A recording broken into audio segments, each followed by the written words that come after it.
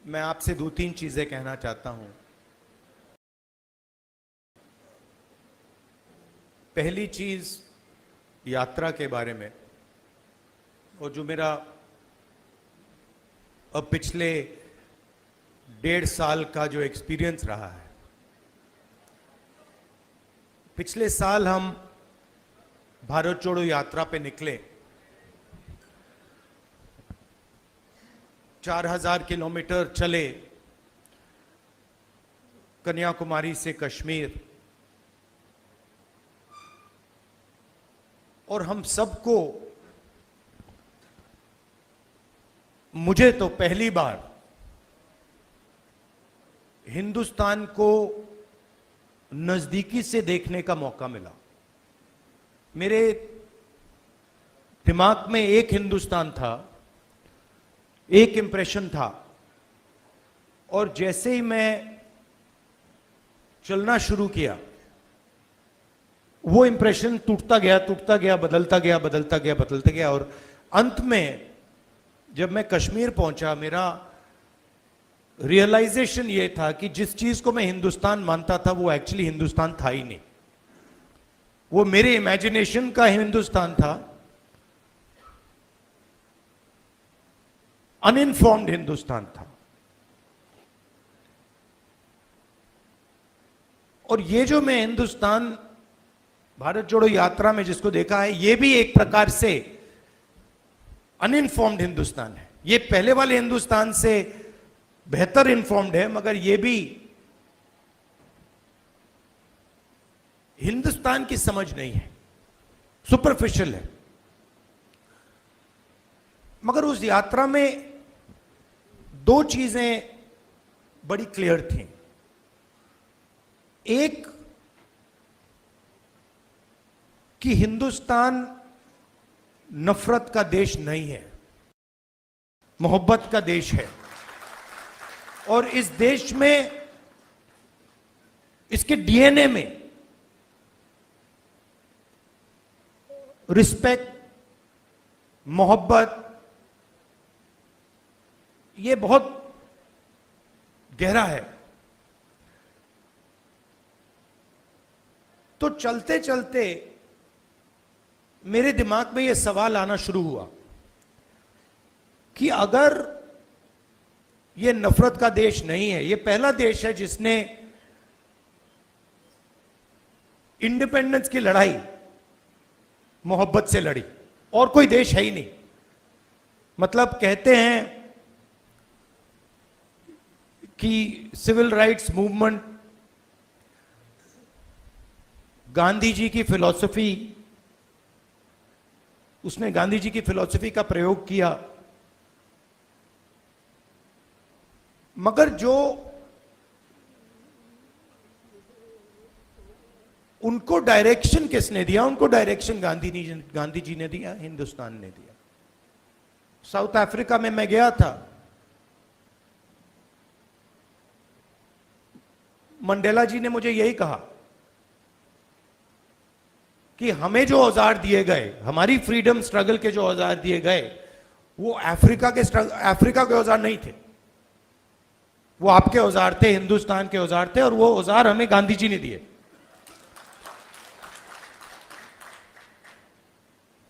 तो जब मैं चल रहा था, मेरे दिमाग में यह सवाल आया कि अगर हिंदुस्तान मोहब्बत का देश है, तो इसमें नफरत क्यों फैल रही है? क्योंकि इतना आसान नहीं होना चाहिए नफरत को फैलाना। हम कहते हैं बीजेपी नफरत फैलाती है, बट कोई ना कोई फाउंडेशन तो होगा, कोई ना कोई बेसिस तो होगी इस नफरत की। तो ये सवाल मेरे दिमाग में था, और आस्ते आस्ते मुझे बात समझ आने लगी कि नफरत का कारण अन्याय है। कि ये देश में गरीबों के साथ, किसानों के साथ, दलितों के साथ, महिलाओं के साथ, युवाओं के साथ, सबके साथ हर रोज अन्याय होता रहता है। 2-3% लोग हैं इस देश में जिनको न्याय का एक्सेस मिलता है। 2-3%, ज्यादा से ज्यादा 5% लोग हैं। उनके लिए कोर्ट्स काम करते हैं, उनके लिए सरकार काम करती है, सारी इंस्टीट्यूशंस में उनके लिए जगह है। बट अगर हम 90% लोगों को देखें, उनके साथ 24 घंटा अन्याय हो रहा है। 16 लाख करोड़ रुपए 20-25 लोगों का कर्जा माफ हुआ। जीएसटी का पैसा है, जनता का पैसा है, किसानों का पैसा है, मगर किसानों का 1 रुपया माफ नहीं होता है। और मैंने सरकार के अंदर से देखा है, जब हमने किसान कर्जा माफी की बात उठाई, जब हम सरकार में थे, तो रिस्पॉन्स मिला कि ये ठीक नहीं है, इससे किसान आलसी हो जाएगा।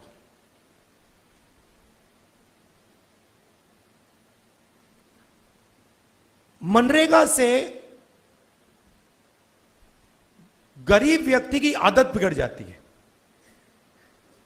मतलब वो काम कर रहा है, उसको आप उस काम के लिए पैसा दे रहे हो और उसकी आदत बिगड़ रही है। और दूसरी तरफ 20-25 लोग हैं, उनका 16 लाख करोड़ रुपए माफ हो रहा है, उनकी आदत नहीं बिगड़ रही। वो उसको पता नहीं विकास कहते हैं, डेवलपमेंट कहते हैं, प्रोग्रेस कहते हैं, पता नहीं क्या कहते हैं। तो अगर आप हिंदुस्तान के धन को देखें और उसको ट्रैक करें तो आपको दिखेगा कि ये जो सोने की चिड़िया कही जाती है, इसका पूरा का पूरा धन किसानों से, युवाओं से, दलितों से, आदिवासियों से, पिछड़ों से छीनकर ये 20, 25, 50, 200 कितने लोग हैं, ज्यादा नहीं है, इनके ओर फनल होता है। तो इसलिए हमने दूसरी यात्रा में न्याय शब्द जोड़ दिया। और इस यात्रा में हमारा फोकस उस पे था कि किस प्रकार का अन्याय हो रहा है। और हर कदम पे स्टूडेंट्स के पेपर लीक हो रहे हैं, किसान को एमएसपी नहीं मिल रही, मजदूर को मिनिमम वेज नहीं मिल रही, छोटे व्यापारियों को जीएसटी से दबाया जा रहा है। मतलब हर स्टेप पे, हर कदम पे लोग आ रहे थे, कह रहे थे हमारे साथ ये हो रहा है। मगर कंबाइंड कॉन्शियसनेस नहीं है। एक व्यक्ति कह रहा है मेरे साथ अन्याय हो रहा है। मेरे पास छोटे व्यापारी आए गुजरात में, उन्होंने कहा कि जीएसटी से, नोटबंदी से हमें बहुत चोट लगी। मगर उसी डिस्कशन में जो किसान के साथ हो रहा है वो उनको दिख नहीं रहा है, वो देख ही नहीं पा रहे। तो मेरे खिलाफ जो अन्याय हो रहा है वो मुझे दिख रहा है, मगर मेरे भाई के साथ जो हो रहा है मुझे दिख नहीं रहा है।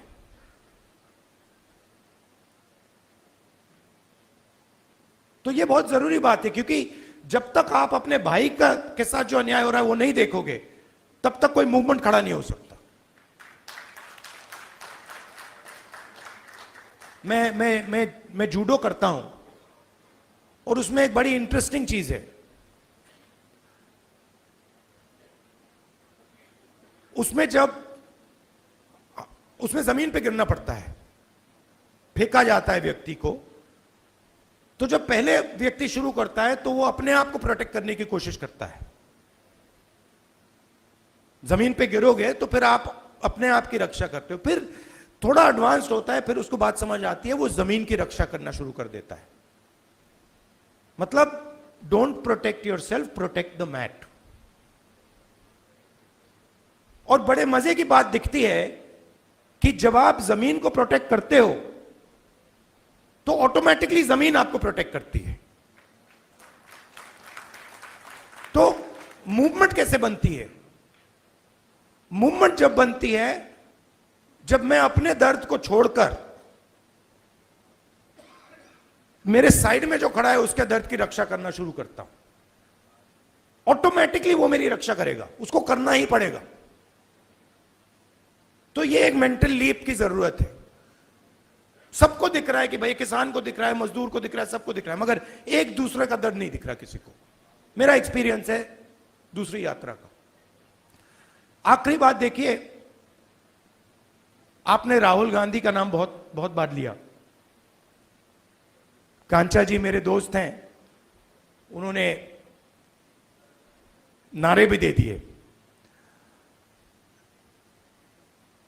ये राहुल गांधी नहीं है, ये हिंदुस्तान में करोड़ों लोगों की फीलिंग है। उनमें से मैं एक हूं और आप मेरे ऊपर फोकस कर देते हैं। बट भारत जोड़ो यात्रा में मैंने अपनी आंखों से देखा, मैं अकेला नहीं चल रहा था, लाखों लोग चले थे मेरे साथ। और एक्चुअली भारत जोड़ो यात्रा की स्ट्रेंथ राहुल गांधी नहीं था।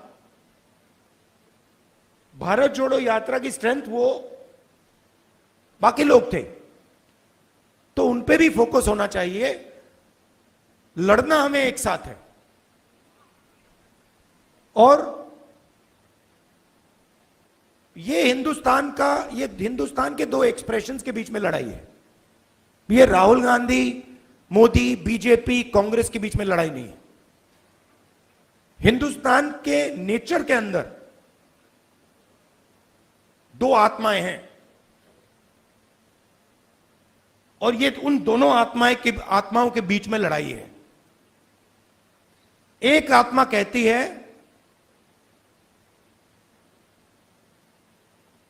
कि हिंदुस्तान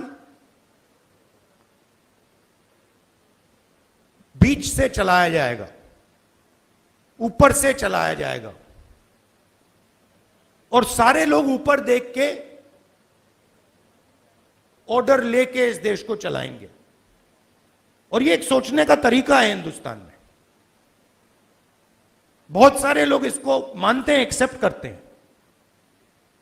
और एक दूसरा तरीका है कि हिंदुस्तान को डिसेंट्रलाइज तरीके से हिंदुस्तान के सब लोगों को सुनकर चलाया जाएगा,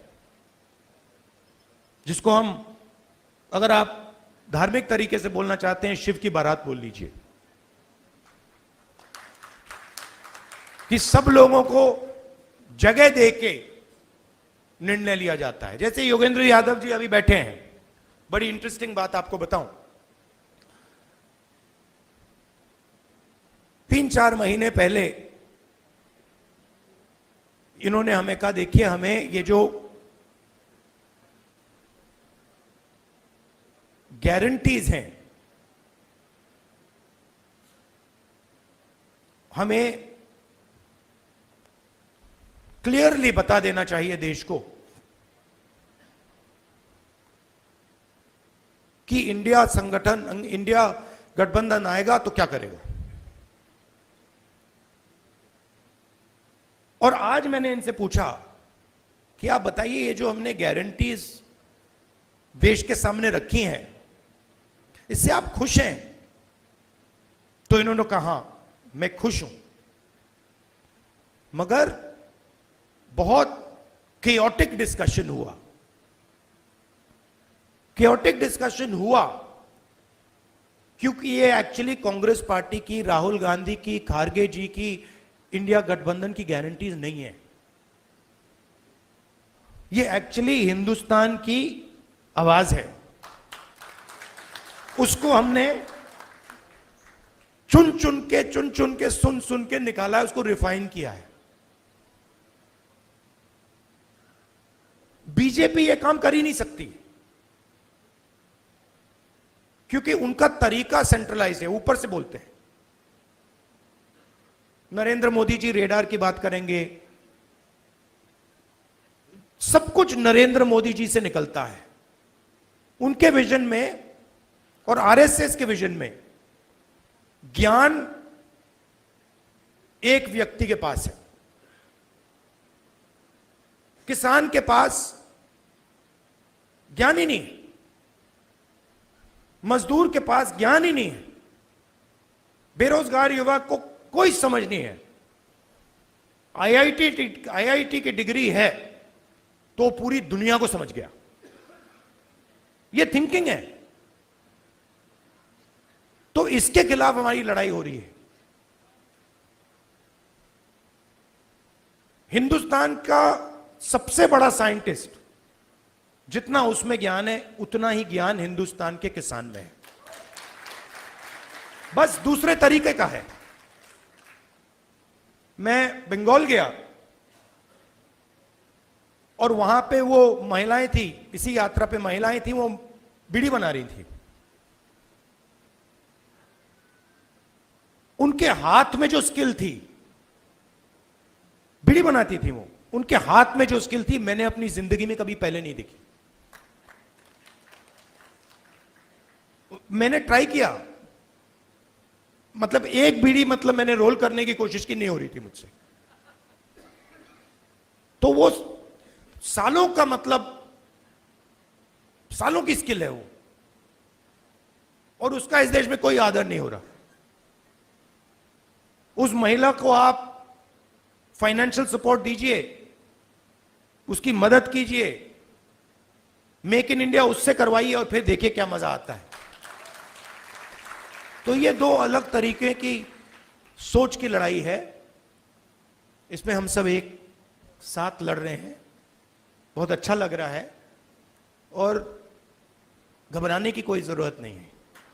ये आप मत सोचिए कि बीजेपी आ गई, कॉन्स्टिट्यूशन को खत्म कर देंगे, ये कर देंगे, कुछ नहीं, इनमें इतना दम नहीं है, ये नहीं कर सकते। ये इन्होंने मीडिया को कैप्चर कर रखा है, ये आवाज बहुत करते हैं, मगर सच्चाई और हिंदुस्तान हमारे साइड है। धन्यवाद।